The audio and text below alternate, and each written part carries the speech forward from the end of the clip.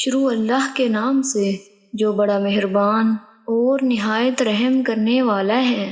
السلام علیکم ورحمۃ اللہ وبرکاتہ۔ حضرت عبداللہ بن قیس اشعری رضی اللہ تعالیٰ عنہ سے روایت ہے، رسول اللہ صلی اللہ علیہ وآلہ وسلم نے فرمایا، دو جنتیں چاندی کی ہیں، ان کے برتن اور ان میں موجود سب چیزیں چاندی کی ہیں، اور دو جنتیں سونے کی ہیں، ان کے برتن اور ان میں موجود سب کچھ سونے کا ہے، اور لوگوں کو اللہ کی زیارت سے کوئی رکاوٹ نہیں ہوگی سوائے اس کے کہ اللہ کے چہرہ اقدس پر کبریائی کی چادر ہوگی۔ جنت عدن میں یہ زیارت ہوگی۔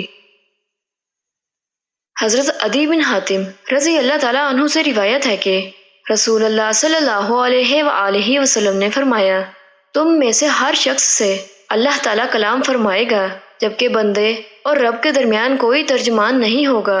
بندہ اپنی دائیں طرف نظر کرے گا تو وہی اعمال نظر آئیں گے جو اس نے آگے بھیجے، پھر بائیں طرف نظر کرے گا تو وہی اعمال نظر آئیں گے جو اس نے آگے بھیجے، پھر سامنے نظر اٹھائے گا تو سامنے جہنم کی آگ نظر آئے گی۔